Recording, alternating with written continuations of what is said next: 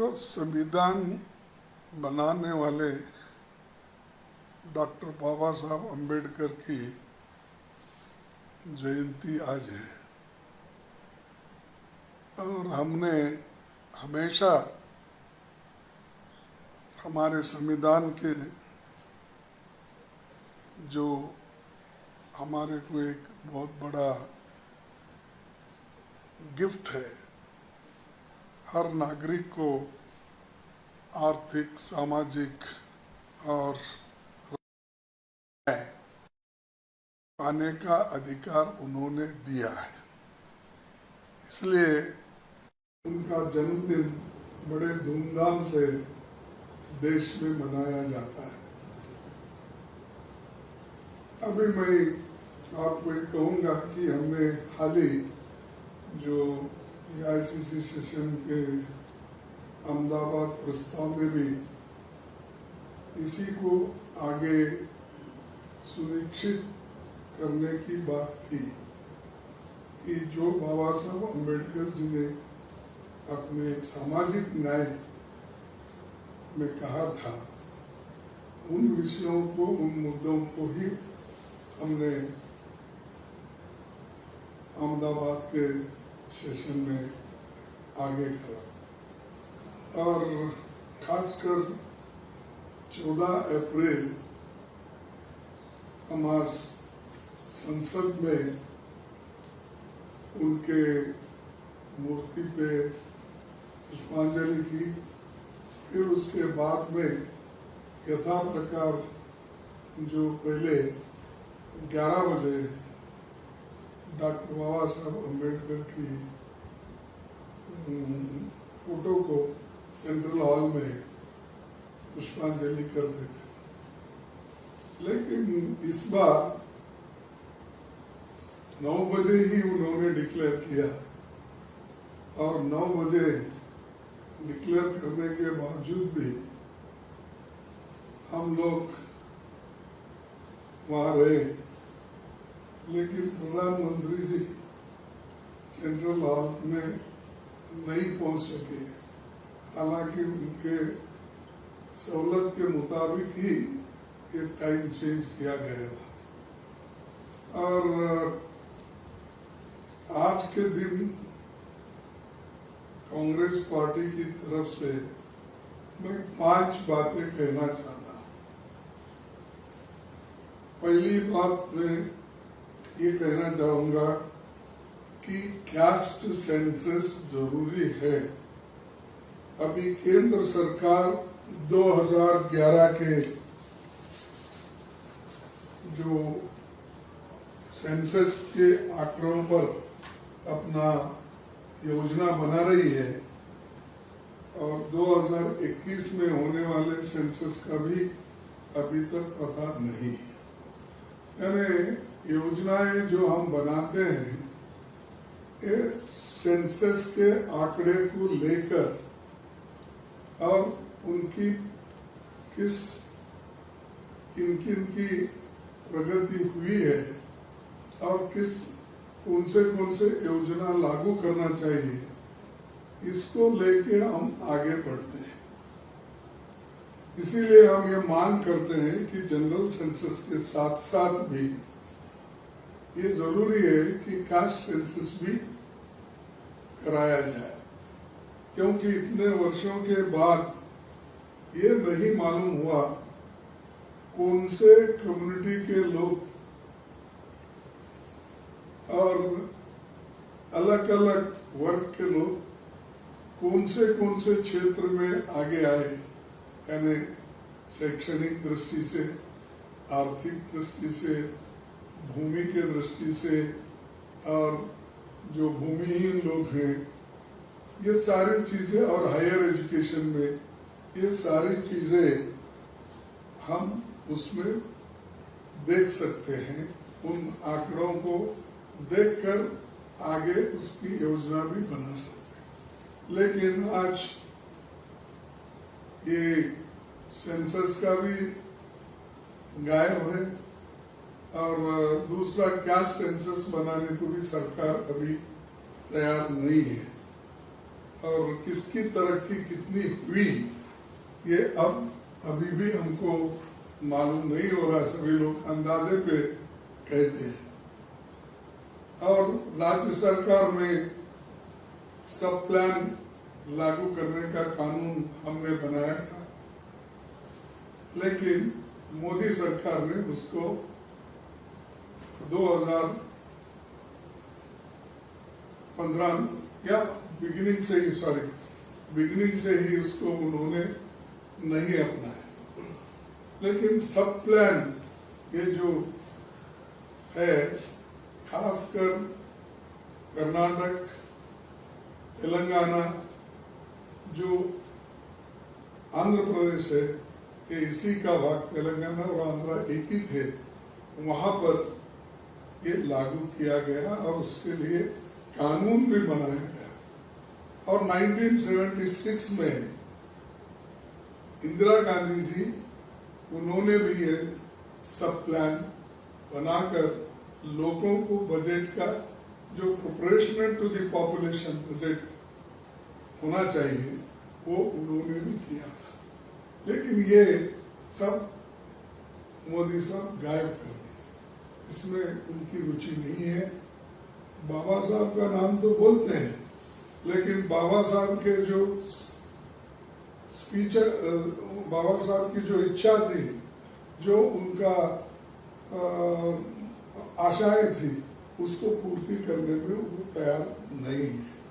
और भारतीय संविधान के अंदर उन्होंने जो सहूलतें schedule caste, schedule tribes, backward classes, इनको जो दिया है, उसके बारे में भी वो अनुष्ठान में लाने की कोशिश नहीं करते। इसीलिए नहीं करते कि सिर्फ बाबा साहब अम्बेडकर का नाम लेकर लोगों को अगर कहेंगे तो लोग खुश हो जाएंगे, ये उनकी मंशा है। लोग जब भी खुश हो जाएंगे, खासकर दलित, वंचित, पीड़ित, ओबीसी, माइनॉरिटीज, ये लोग कब खुश हो जाएंगे? जब उनके हकूक उनको मिलेंगे। और ये बात मोदी साहब करने को तैयार नहीं है और सिर्फ लोगों को बोलने लगाते हैं, जो कांग्रेस के खिलाफ, नेहरू जी के खिलाफ, हमारे खिलाफ, कहते हैं कि इन्होंने क्या किया। अरे हम तो ये कह रहे बाबा तुम क्या किए ये बताओ। बाबा साहब के कौन से उसूल अपनाए आप, तो ये वो कहने के लिए तैयार नहीं है। और दूसरी चीज 50% जो रिजर्वेशन है, ये तमिलनाडु में मोर देन 50% उन्होंने किया और उन्होंने ये 9th शेड्यूल में डाला। इसके वजह से वहां रिजर्वेशन सेफ है, कोई कोर्ट नहीं जा सकता, कोई ये नहीं। तो वो सुप्रीम कोर्ट के आदेश अनुसार और इसके पहले भी संविधान में जो अमेंडमेंट हुआ है, इसका बहुत बड़ा फायदा वहां मिल रहा है। लेकिन दूसरे स्टेटों में मोर देन 50% के लिए बैन है, करते नहीं। और मोदी भी बात करते हैं, मोदी जी, लेकिन वो इम्प्लीमेंट नहीं करते। तो एक हमारा तीसरा मुद्दा है। और चौथा मुद्दा ये है हमारा कि 2006 में संशोधन हुआ था, आर्टिकल 15(5). इस संविधान का संशोधन SC, ST, OBC और इन लोगों को प्राइवेट इंस्टीट्यूशन में इनको रिजर्वेशन, आरक्षण दिलाने के लिए हमने कोशिश की।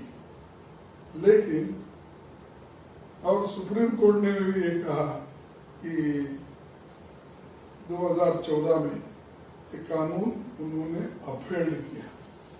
जो कानून ये लोग कहते हैं उसके लिए कोशिश नहीं करते हैं कि ये लोग तो कभी भी अपना जो आर्टिकल 15(5) में जो संशोधन हुआ था प्राइवेट कॉलेजेस में, प्राइवेट इंस्टीट्यूशन में इन SC/ST लोगों को, OBC लोगों को रिजर्वेशन देना था, उन्होंने नहीं दिया। और खासकर 55% हायर एजुकेशन इंस्टीट्यूशन जो प्राइवेट के लोगों के हाथों में है, उसका लाभ हमको मिल रहा नहीं।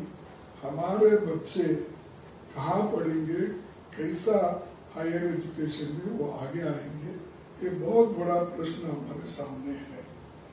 लेकिन इस प्रश्नों को सुलझाने के बजाय, इस समस्या को सुलझाने के बजाय वो इसमें रुचि नहीं रखते कि वो कभी भी इस बात इधर ध्यान नहीं रखे। ये इससे भी बहुत बड़ा नुकसान ये वीकर सेक्शंस में हो रहा है।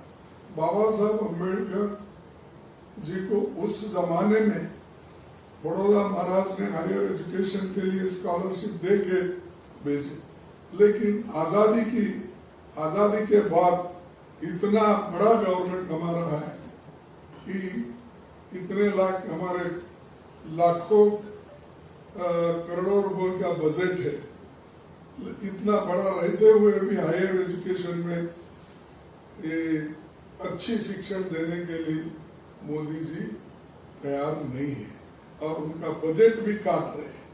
शिक्षण क्षेत्र में ज्यादा बजट देने के बजाय 250 बजट भी काट रहे हैं और उसमें SC/ST का तो और भी कम हो गया है। तो इससे ये मालूम होता है कि उनको शिक्षण में भी रुचि नहीं है।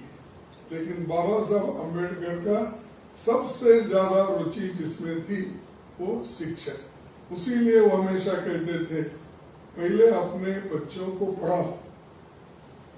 आप, उनका कहना है कि कोई गरीब भी आदमी जाता है तो उनको ये कहते थे, अपने बच्चों को इतना पढ़ाओ, इतना पढ़ाओ, इतना पढ़ाओ, दुनिया तुमसे डरी, यानी आपके विद्वत्ता को देखकर दुनिया तुमसे डरी, इतना पढ़ाओ, ये उनका कहना था।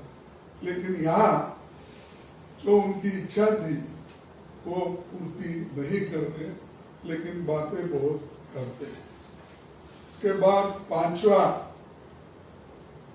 जो हमारा मुद्दा है, ये सब 5 मुद्दे हमने अहमदाबाद सेशन में रखा था और इसके लिए हम कोशिश करने का वहाँ पर शपथ भी लिया और ये सारी चीजें हम आगे लागू करने के लिए लड़ते रहे। 2 साल पहले जब महिला आरक्षण बिल पारित हुआ, तब कांग्रेस पार्टी की मांग थी ये अधिनियम फौरन लागू होना चाहिए।